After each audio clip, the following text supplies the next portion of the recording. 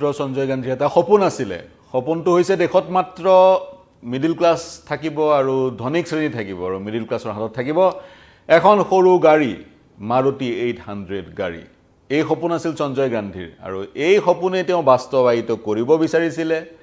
বিভিন্ন হেঁচা প্ৰয়োগ কৰি বল প্ৰয়োগ কৰি ইমাৰ্জেন্সিৰ সেই কেইমাহ 19-18 মাহৰ সেই দিনকেইটাত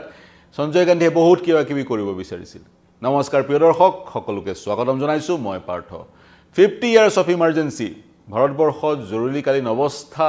বলবৎ কৰাৰ 50 বছৰ হৈ গ'ল 1975 চনৰ 25 জুন তাৰিখে ভাৰতবৰ্ষত ইমাৰ্জেন্সি লাগু কৰা হৈছিল আৰু 2025 চনৰ 25 জুন তাৰিখে 50 বছৰ অতিক্ৰম কৰিলে আৰু এই 50 বছৰত ভাৰতবৰ্ষত কিন্তু তেনে ধৰণৰ সংবিধানৰ সংকটে দেখা দিয়া নাছিল বা সংবিধানখন তেনে ধৰণে সাসপেন্ড কৰা হোৱা নাছিল ইমাৰ্জেন্সিৰ সেই দিনকেইটা কোলা দিনকেইটাক আমি আজিৰ দিনটোত স্মৰণ কৰিব বিচাৰিছো বিশেষ এক ঘটনাক্ৰমৰ মাজেদি সেই ঘটনাক্ৰম হৈছে বলপূৰ্বক বন্ধ্যাকৰণ প্ৰায় 1,10 লাখ লোকক সেই সময়ছোৱাত সেই মাহটোত 18-19 মাহত বলপূৰ্বকভাৱে বন্ধ্যাকৰণ কৰা হৈছিল কিন্তু কিয় পুনৰ কৈছো সঞ্জয় গান্ধীৰ সপোন সঞ্জয় গান্ধীয়ে দেখত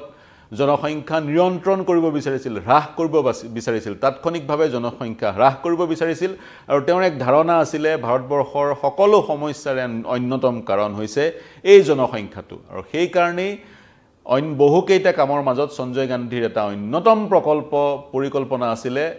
জনসংখ্যা নিয়ন্ত্ৰণ জনসংখ্যা হ্ৰাস আৰু তাৰ কাৰণে তেওঁ আৰম্ভ কৰিছিল বলপূৰ্বক বন্ধ্যাকৰণ আৰু সঞ্জয় গান্ধীৰ সেই ইমাৰ্জেন্সিৰ দিনকেইটাত সেই কামটো তেওঁ অকলেই কৰিব বিচাৰিছিল তেওঁৰ এটা টিম আছিল কোটেৰী অফ পিপল কংগ্ৰেছৰ কেইজনমান নৱপ্ৰজন্মৰ প্ৰতিনিধি যিসকল সাঁতুৰ সদৃশ তেওঁৰ সৈতে লাগি থাকে আৰু তাৰ সমান্তৰালকৈ কেইজনমান বিউৰোক্ৰেট সেই সময়ত স্বাস্থ্য মন্ত্ৰী আছিল কোন কৰণ সিং যি কৰণ সিং কাশ্মীৰৰ ৰজা হৰি সিঙৰ পুত্ৰ আছিল সদৰে ৰিয়াসত আছিল এই সময়ত কৰণ সিং আছিল স্বাস্থ্য মন্ত্ৰী কৰণ সিঙক অন বোৰ্ড লোৱা হোৱা নাছিল তেওঁৰ সৈতে আলোচনা কৰা হোৱা নাছিল সঞ্জয় গান্ধী ৰাজ্য ঘূৰি ফুৰিছিল মুখ্যমন্ত্ৰী সমূহক হেঁচা প্ৰয়োগ কৰিছিল সেই ধৰণেৰে বন্ধ্যাকৰণ কৰিবলৈ ষ্টেৰিলাইজ কৰিবলৈ নজবন্দী কৰিবলৈ দিল্লীৰ বিভিন্ন স্থানত নজবন্দী কৰা হৈছিল নজবন্দীৰ কেম্প খোলা হৈছিল আৰু দিল্লীয়ে নহয় ভাৰতবৰ্ষৰ বিভিন্ন ৰাজ্যত মূলত কংগ্ৰেছ শাসিত ৰাজ্যসমূহত তেনে ধৰণৰ শিবিৰসমূহ প্ৰতিষ্ঠা কৰা হৈছিল আৰু শিবিৰসমূহত যিসকল ডক্টৰ নিয়োজিত হৈ আছিল যিসমূহ বিউৰোক্ৰেটছ নিয়োজিত হৈ আছিল তেওঁলোকক টাৰ্গেট দিয়া হৈছিল প্ৰতিদিনে 1000টা 1500টা 2000টা ষ্টেৰিলাইজেশ্যন কৰাৰ তেওঁলোকক টাৰ্গেট দিয়া হৈছিল আৰু যধে মধে তেওঁলোকে যাকে পায় তাকেই ষ্টেৰিলাইজেশ্যন কৰিছিল কোনোবা 80 বছৰীয়া বৃদ্ধ কোনোবা 84 বছৰীয়া বৃদ্ধ কোনোবা শিশু সকলোকে ধৰি আনি টাৰ্গেট ফুলফিল কৰিবলৈ নজবন্দী কৰা হৈছিল বা বন্ধ্যাকৰণ কৰা হৈছিল আৰু সঞ্জয় গান্ধীৰ যি সপোন সেই সপোন বাস্তৱায়িত সেই ধৰণে কৰিব বিচৰা হৈছিল সমগ্ৰ দেশতে লোকসকল জনতা এক প্ৰকাৰ হতাশাত ভুগিছিল ভীতিগ্ৰস্ত হৈছিল ক্ষোভিত হৈছিল কাৰণ যদি ভলন্টিয়াৰলি কোনোবাই যদি বিচাৰও নাই বন্ধ্যাকৰণ কৰিবলৈ ধৰি আনি বন্ধ্যাকৰণ কৰা হৈছিল কাৰণ বিউৰোক্ৰেটছ সকলক বা ডক্টৰ সকলক নিজৰ টাৰ্গেট ফুলফিল কৰাৰ টাৰ্গেট দিয়া হৈছিল তেওঁলোকৰ উদ্দেশ্য আছিল টাৰ্গেট ফুলফিল কৰা তাৰ সমান্তৰালকৈ কি কৰা হৈছিল ট্ৰাক ড্ৰাইভাৰবোৰক যদিহে বন্ধ্যাকৰণৰ চাৰ্টিফিকেটখন নাথাকে তেওঁলোকৰ লাইসেন্স ৰিনিউ কৰা হোৱা নাছিল যিবোৰ চাকৰিয়াল আছিল তেওঁলোকৰ হাতত যদি বন্ধ্যাকৰণৰ সেইখন থাকে প্ৰমাণপত্ৰখন নাথাকে তেওঁলোকক দৰমহা দিয়া হোৱা নাছিল সেই ধৰণেৰে কৃষকসকলক যদি বন্ধ্যাকৰণ নাথাকে তেওঁলোকক ইৰিগেশ্যনৰ জলসিঞ্চনৰ পানী মুকলি কৰি দিয়া হোৱা নাছিল গতিকে সেই ধৰণেৰে বিভিন্ন নিয়ম প্ৰযোজ্য কৰি এক প্ৰকাৰ বলপূৰ্বক হেঁচা প্ৰয়োগ কৰা হৈছিল সমগ্ৰ দেশৰে জনতাক আৰু সেই হেঁচাৰ পৰিপ্ৰেক্ষিততে 1.1 বিশ্বাস কৰক আপোনালোকে 1.1 কোটি লোকক প্ৰায় 11 মিলিয়ন লোকক বন্ধ্যাকৰণ কৰা হৈছিল আৰু বিভিন্ন জনে ক'ব খুজে বিভিন্ন সেই সময়ৰ ৰাজনৈতিক সাংবাদিক তথা বিভিন্ন সেই সময়ৰ ৰাজনৈতিক বিশ্লেষক অজয় বোস বা অন্যান্য সকলে যিসকলে ইমাৰ্জেন্সিৰ সময়ৰ কিতাপ লিখিছে আন বহু লোক আছে তেওঁলোকে ক'ব বিচাৰে 1977 চনত যি নিৰ্বাচন হৈছিল সেই নিৰ্বাচনত ইন্দিৰা গান্ধীৰ যি চৰম পৰাজয় বা কংগ্ৰেছে চৰকাৰ গঠন কৰিব নোৱাৰাৰ অন্য এক কাৰণ আছিল এই বন্ধ্যাকৰণ সঞ্জয় গান্ধীৰ বন্ধ্যাকৰণৰ কাৰণে সমগ্ৰ দেশ ইমানেই ক্ষোভিত হৈ আছিল সেই নিৰ্বাচনটো যেতিয়া 1977 চনৰ জানুৱাৰী মাহত ইন্দিৰা গান্ধীয়ে নিৰ্বাচন ঘোষণা কৰিলে বা তাৰ কেইমাহমানৰ পিছতে দুমাহৰ পিছতে ইলেকশ্যন কমিছনে নিৰ্বাচন অনুষ্ঠিত কৰিলে সেই নিৰ্বাচনত সমগ্ৰ দেশৰ জনতাই সেইবাৰ কংগ্ৰেছক এক শিক্ষা দিব বিচাৰিছিল আৰু সেই শিক্ষাৰ প্ৰতিফলন নিৰ্বাচনৰ ৰিজাল্টত দেখা পোৱা গ'ল ইন্দিৰা গান্ধী স্বয়ং পৰাজিত হ'ল ৰায়বেৰেলীৰ পৰা ইন্দিৰা গান্ধী পৰাজিত হ'ল ৰাজনাৰায়ণৰ হাতত সঞ্জয় গান্ধী পৰাজিত হ'ল সকলো পৰাজিত হ'ল কংগ্ৰেছৰ ডাঙৰ ডাঙৰ নেতাবোৰ পৰাজিত হ'ল গতিকে বিভিন্নজনে ক'ব খোজে সমগ্ৰ ভাৰত সেই সময় যিসকলে ভ্ৰমণ কৰিছিল তেওঁলোকে ক'ব খোজে সমগ্ৰ দেশ সেই পৰ্যায়লৈ ক্ষুভিত হৈ আছিল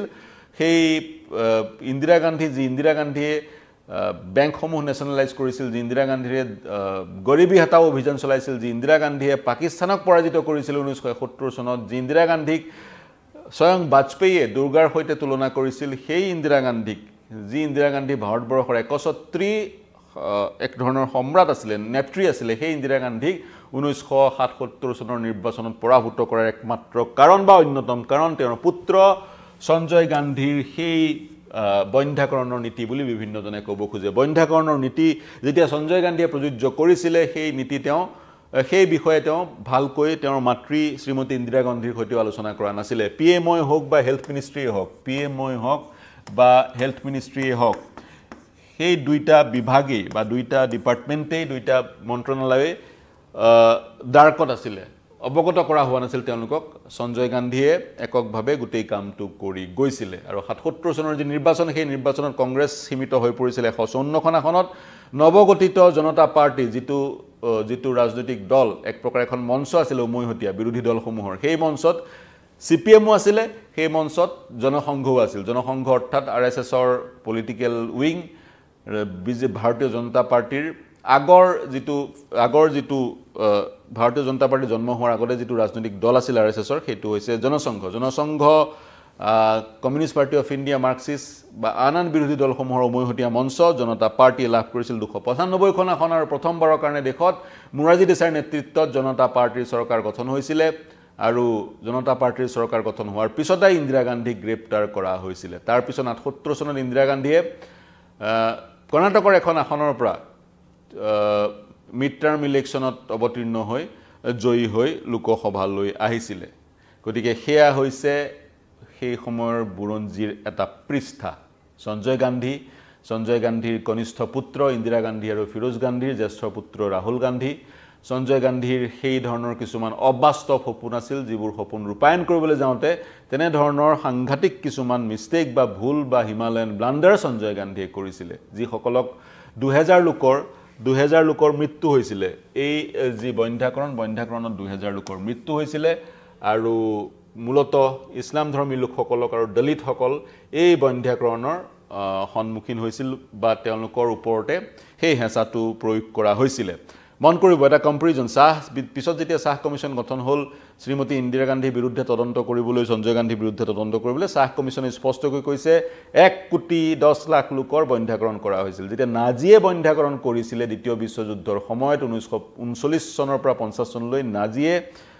4.5 লাখ 4.5 লাখ লোকৰ বন্ধ্যাকৰণ কৰিছিল কিমান 6 বছৰত ইয়াৰ বিপৰীতে 11-12 মাহত বা ধৰি ললো 19 মাহত সঞ্জয় গান্ধীয়ে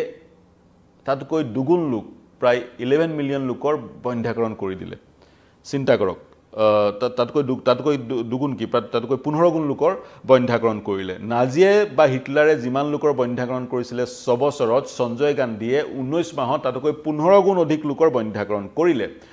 গতিকে সেই পলিচি সঞ্জয় গান্ধীৰ ভুল আছিল সেই ভুল উপলব্ধি হ'ল 80 চনত ইন্দিৰা গান্ধীৰ উপলব্ধি হ'ল জনতা পাৰ্টিৰ চৰকাৰৰ পতন ঘটিলে আৰু ইন্দিৰা গান্ধী পুনৰ শাসনৰ বাঘজৰীলৈ আহিলে 80 চনৰ নিৰ্বাচনত জয়ী হৈ আমি চাইনাতো দেখিছিলোঁ 1979 চনৰ পৰা 2015 চনলৈকে ওৱান চাইল্ড পলিচি আছিল 1979 চনত যেতিয়া ডেং জিয়াওপিং মুৰব্বী হৈছিল প্ৰিমিয়াৰ হৈছিল চাইনাৰ তেওঁ সেই ওৱান চাইল্ড পলিচি আৰম্ভ কৰিছিল আৰু চাইনাতো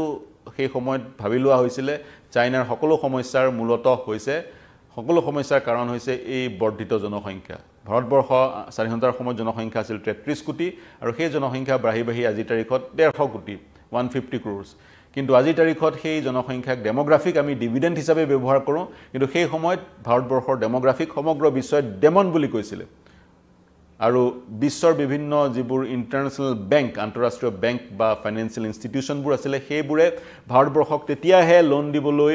70 দশকৰ কথা কৈ আছো তেতিয়াহে লোন দিবলৈ ৰাজি হৈছিল যেতিয়া ভাৰতবৰ্ষ এনে ধৰণৰ বন্ধ্যাকৰণ বা এনে ধৰণৰ আন জনসংখ্যা নিয়ন্ত্ৰণৰ প্ৰগ্ৰামবোৰ গ্ৰহণ কৰিম বুলি প্ৰতিশ্ৰুতি দিছিল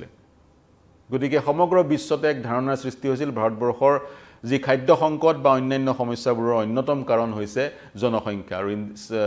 সঞ্জয় গান্ধীয়েও সেই ধৰণে ভাবিবলৈ লৈছিল আৰু যাৰ কাৰণে তেওঁ জনসংখ্যা নিয়ন্ত্ৰণ কৰিবলৈ গৈ তেনে ধৰণৰ কামবোৰ কৰিছিলে চাইনাটো দেখা পোৱা গৈছিল ওৱান চাইল্ড পলিচি ৰূপায়ণ কৰিবলৈ অমানৱীয় কামবোৰ কৰিবলগীয়া হৈছিল